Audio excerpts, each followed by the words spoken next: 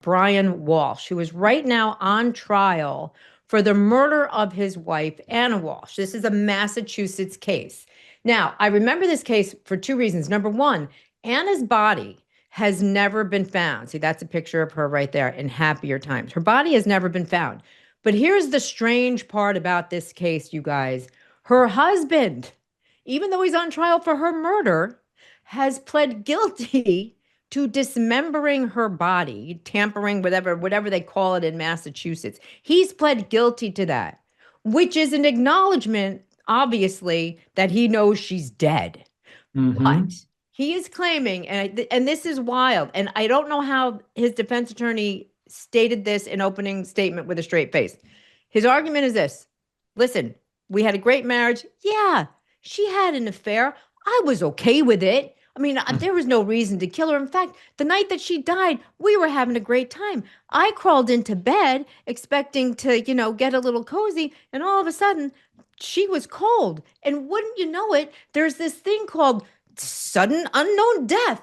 And that's what happened to her. So instead of calling 911 like a loving husband, I just decided to cut her up and get rid of her body, not tell anyone where any of the body parts are. And then I was going to admit to that part. But here we are, ladies and gentlemen of the jury, my client is innocent. Mark, could you, and I know you're good, could you even float that kind of defense? I would have to, because that's what my client is telling me to say. And the evidence is overwhelming. It actually is the best defense, but one that will not work.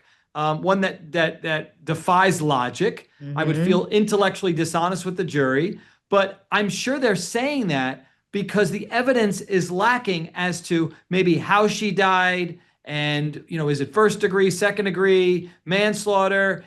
Maybe that's the strong suit here. And clearly there's consciousness of guilt by him chopping up the body. There's no question, but maybe they're lacking. They're lacking in that area of proving exactly what happened. How did that murder go down? And that's what they're going to press on.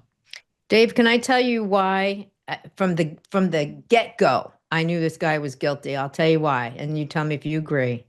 Because when they were looking for her body, right, they knew she was missing. She kind of like a high-powered real estate agent, and her boss or her business was like, we haven't seen her in 4 days. One of the first things they found that belonged to her, abandoned, was her Prada purse. Look how you go there. Dave, you're adorable. You are adorable. Look, you do not. Listen to her. Go. Yes. You would have to pry my Prada out of my cold, dead hands. Yes.